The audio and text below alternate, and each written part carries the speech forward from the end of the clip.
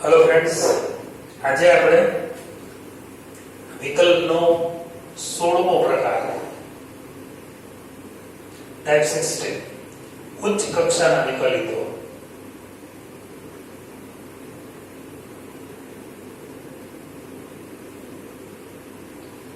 ઉચ્ચ કક્ષાના વિકલિતો વિશે આપણે અભ્યાસ કરવાનો છે। ઉચ્ચ કક્ષાના વિકલિતોમાં સામાન્ય રીતે બે કક્ષા સુધીના વિકલિતો જ આપણે ભણવાના છીએ, પણ છતાં બે થી વધારે કક્ષાના વિકલિતો પણ હોય છે। n કક્ષા સુધીના વિકલિતો છે। આપણા સિલેબસમાં ફક્ત બે કક્ષા સુધી વિચારવાનું છે। જો ફંક્શન f એ અંતરાલ ab પર x આગળ વિકલનીય હોય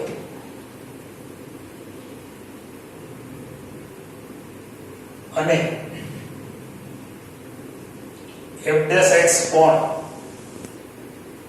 AB પર x આગળ વિકલનીય હોય તો f' ના વિકલિતને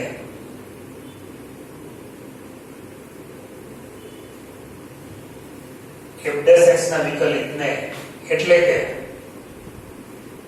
f" ને f નો x આગળનો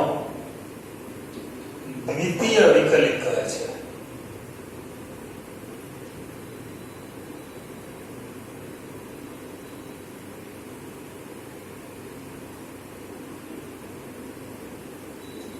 દ્વિતીય વિકલિત એટલે કે d/dx of fx એટલે આપણે કહીએ f', બરાબર।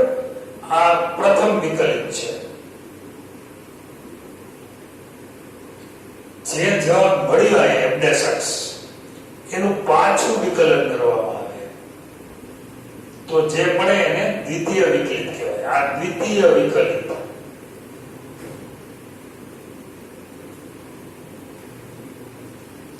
એકવાર એક વિધેયનું વિકલન થઈ જાય પછી એને બીજી વખત એ ને વિધેયનું પાછું વિકલન કરીએ ત્યારે એ દ્વિતીય વિકલિત મેળવ્યું કહેવાય પ્રથમ વિધેયના સંદર્ભમાં, મતલબ fx ના સંદર્ભમાં। દ્વિતીય વિકલિતના જુદા જુદા સંકેતો છે। જેમ કે fx બરાબર y છે તો આપણે પ્રથમ વિકલનના સંકેતોમાં જોઈએ। પ્રથમ વિકલિતનો સંકેત છે કે તમે કયો f', તો દ્વિતીય વિકલિતનો સંકેત બનશે f', રાઈટ, દ્વિતીય વિકલિત। પછી એક dy/dx છે તો આનો બીજો સંકેત છે d2y/dx2, બીજા વિકલિતનો સંકેત। પછી એક સંકેત છે આપણી પાસે y1 તો આનો સંકેત છે y2, પછી સંકેત છે y' તો આનો સંકેત છે y'। આ બધા પ્રથમ વિકલિત અને દ્વિતીય વિકલિતના સંકેતો છે। ઇન શોર્ટ dy/dx y એટલે fx છે આપણે ખબર છે, તો dy/dx મતલબ dx/dx of dy/dx। dy/dx નું જ્યારે આપણે dy/dx નું વિકલન કરીએ ત્યારે જે મળે એને d2y/dx2 એટલે કે દ્વિતીય વિકલિત તરીકે ઓળખવામાં આવે છે। સમજવા માટે બહુ સરળ ઉદાહરણ લો। દાખલા તરીકે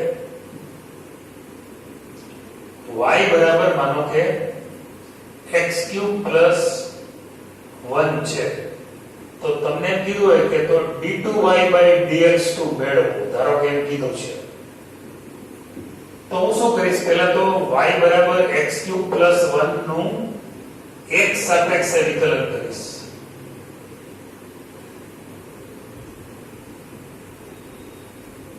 તો એ મળશે મને dy/dx બરાબર બે બાજુ હું વિકલન લગાડીશ, આ મને વિકલન મળશે 3x², 1 નું તો 0 થાય।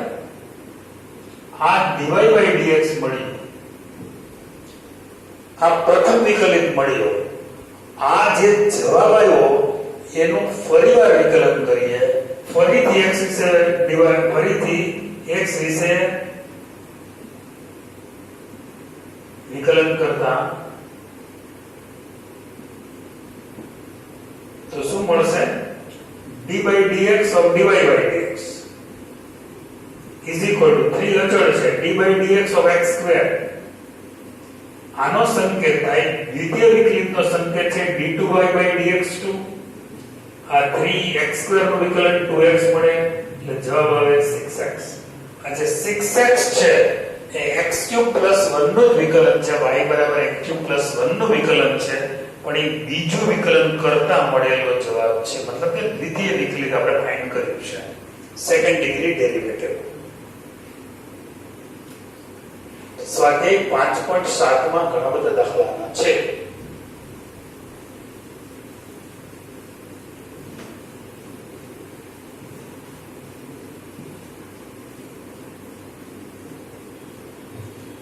એક વખત ફક્ત અહીંયા સંકેતોનું લિસ્ટ આપી દઉં પ્રથમ વિકલિત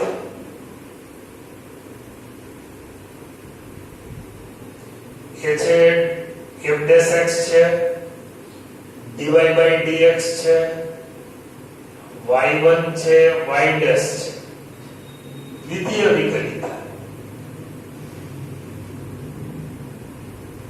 d by એક તો f'(x) છે અથવા d2y by dx2 છે અથવા y2 છે y' છે એટલે કોઈ પણ સંકેતમાં ખાસ ધ્યાન રાખજો આપણે કેટલાક દાખલા અલગ અલગ સંકેતથી વિચારવાના હોય છે એટલા માટે દાખલો ચોથો સ્વાધ્યાય 5.7 y બરાબર log x આપ્યું છે તો d2y by dx2 શોધો y નું વિકલન બે વખત કરવાનું થશે પહેલા તો y બરાબર log x x વિશે વિકલન કરતા બે બાજુ d by dx આપણે આપી દઈએ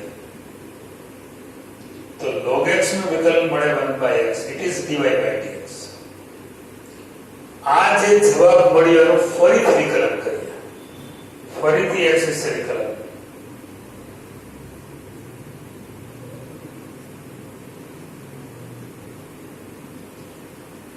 d by dx of dy by dx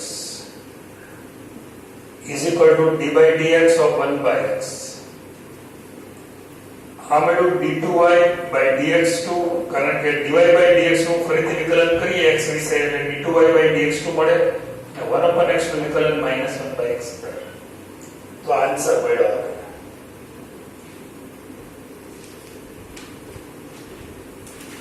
ત્યાર પછીનો દાખલો છે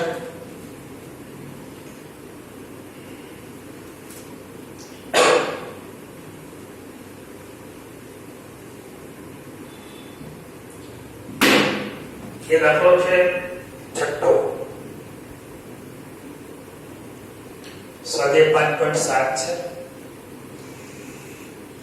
y બરાબર છે e⁻x sin 5x તો d2y by dx2 મેળવો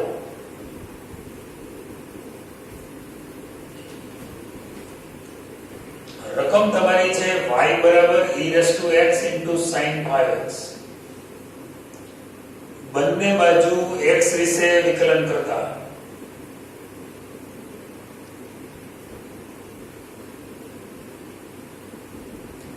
તો dy by dx બરાબર d by dx of e⁻x sin 5x અહીંયા બે વિધેયનો ગુણાકાર છે બે વિધેયના ગુણાકારના વિકલનનો કાર્ય નિયમ લગાડીએ તો શું કેવી રીતે થશે sin 5x બહાર રહેશે e⁻x નું વિકલન થશે પ્લસ e⁻x બહાર રહેશે sin 5x નું વિકલન થશે sin 5x e⁻x નું વિકલન e⁻x અહીંયા e⁻x sin 5x નું વિકલન cos 5x થશે અને વળી 5x નું 5 કારણ કે x નું વિકલન 1 છે તો અહીં e⁻x કોમન નીકળી જાય છે તમને મળશે sin 5x 5 cos 5x આ મળ્યું આપણને dy by dx હવે આપણે શોધવું છે દ્વિતીય વિકલિત, એટલે કે બીજી વખત આ જ વિધેયનું વિકલન કરવું પડશે. ફરીથી x વિશે વિકલન કરવાનું.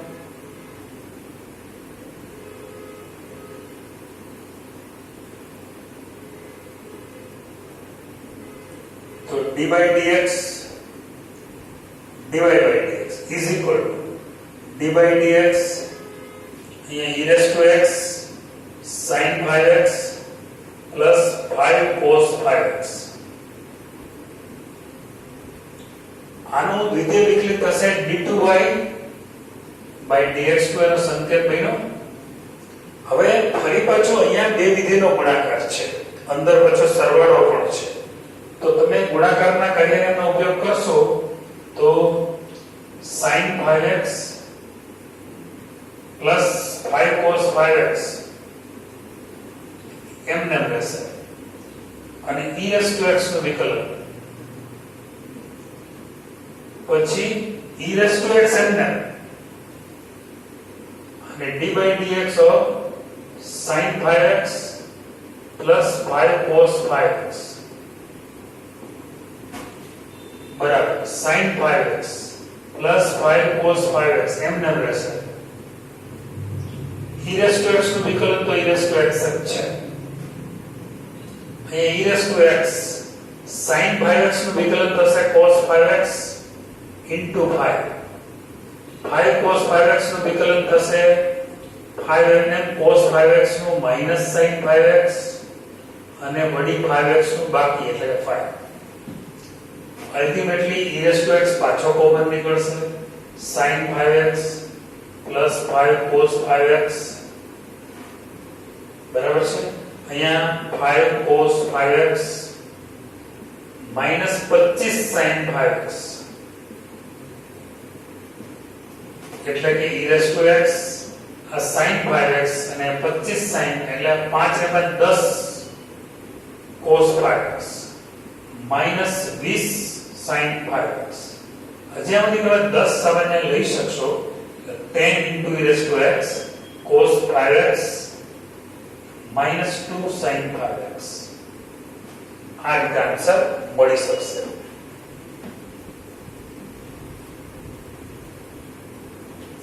એક અહીંયા આપણે ચેક કરીએ 25 અને 1 છે સોરી એટલે આ મળશે આપણને 24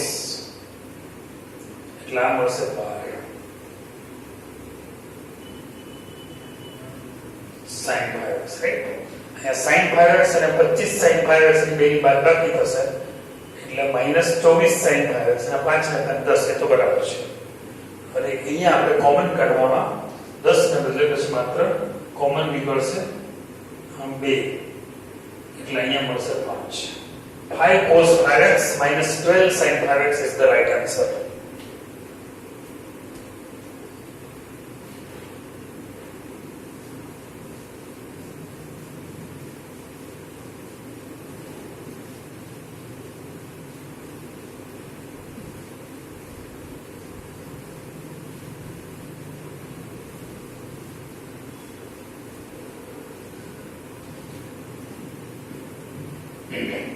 ત્યાર પછીનો દાખલો છે 12મો દાખલો છે 5.7 નો.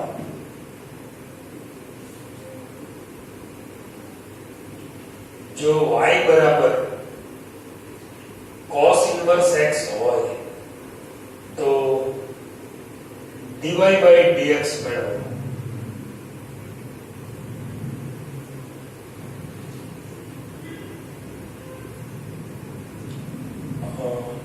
sorry d2y by dx2 तो d2y by dx2 મેળવો. એટલે દ્વિતીય વિકલિત જ ફાઇન્ડ કરવાનું છે. અહીંયા આપણે એક વધારાની વાત એવી લખી છે કે find d2y by dx2 in terms of y alone. એટલે y થી વિકલન કરીને મેળવો. બરાબર y સાપેક્ષ વિકલન કરો. હું ફરજિયાત નથી પણ અહીંયા આપણે કીધું છે રકમમાં એટલે આપણે કરીએ છીએ. y બરાબર cos inverse x છે. તો y બરાબર cos ઇન્વર્સ x હોય તો x બરાબર શું થાય? cos y. બરાબર. હવે આપણે અહીંયા પહેલા y સાપેક્ષે વિકલન કરીએ તો dx dy મળે. y સાપેક્ષે વિકલન સામે d/dy of cos y, કારણ કે બંને બાજુ y વિશે વિકલન કર્યું છે.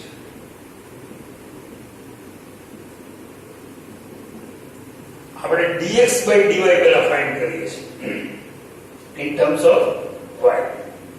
તો આ મળશે આપણને -sin y મળશે.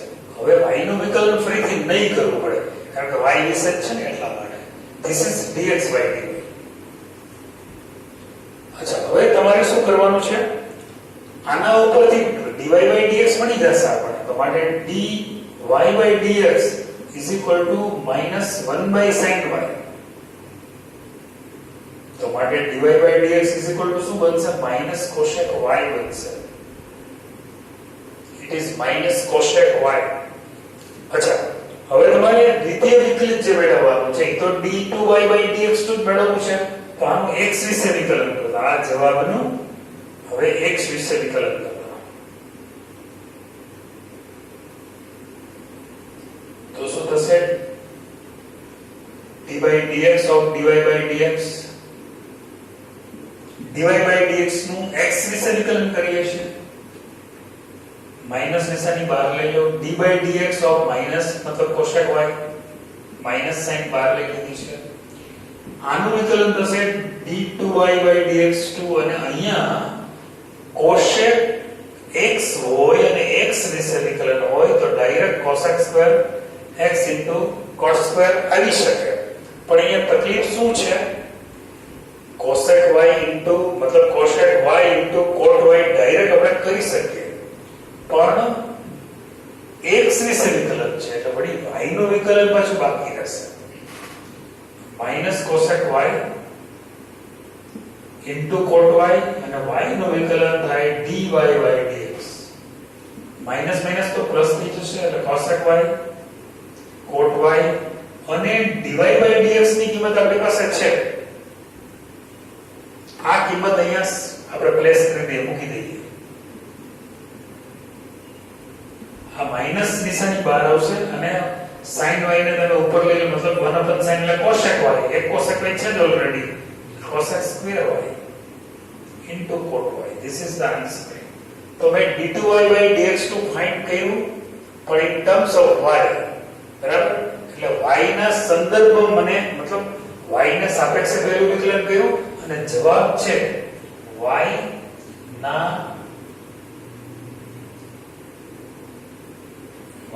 સ્વરૂપે. આપણે બે કામ કર્યા. પહેલું વિકલન તો y સાપેક્ષે કર્યું પણ જે જવાબ આવ્યો એ y સ્વરૂપે. d2y/dx2 મેળવો અને y સ્વરૂપે જવાબ આવે એવો પ્રયત્ન કરો તો એ આપણે લાવી શકીએ. ત્યાર પછીનો એક સમ થોડો મોટો છે લઈ લઈએ છીએ.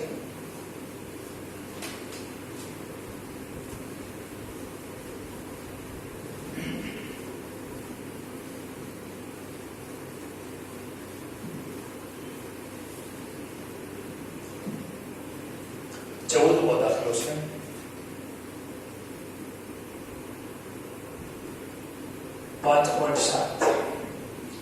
જો y બરાબર a e⁻nx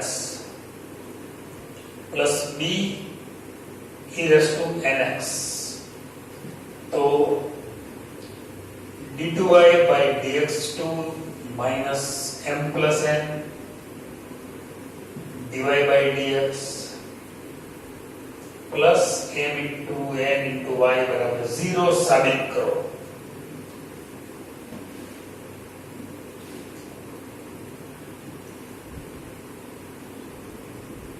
આવું આપણે અહીં સાબિત કરવાનું છે. હું આમાં એવું કરી શકું કે પહેલા dy/dx શોધું એટલે આમનું કામ પતી જાય, પછી d2y/dx2 શોધું અને પછી બંને કિંમતો આમાં મૂકી દઈએ અને જવાબ 0 લાવી દઈએ. આવું કરીએ આપણે. y બરાબર તમને આપ્યું છે a e raised to mx plus b e raised to nx. આ તમને રકમમાં આપ્યું છે. x વિશે વિકલન કરતા a d by dx of e raised to mx, b અચળ છે, d by dx of e raised to nx. a e raised to mx નું વિકલન e raised to x હોય તો e raised to x જ થાય, અને e raised to mx છે એટલે e raised to mx અને વળી m અચળ x નું વર્ગ. એવી રીતે e raised to mx નું વિકલન e raised to nx અને પછી n x નું વર્ગ. તો ફાઇનલ આપણે m a e raised to mx मतलब कि am पर લખી શકીએ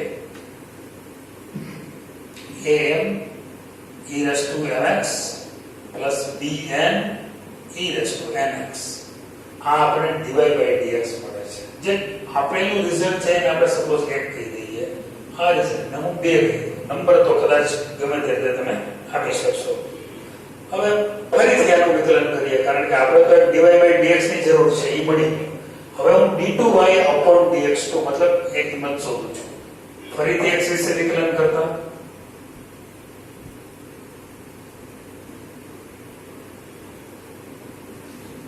a ને m અચળ છે,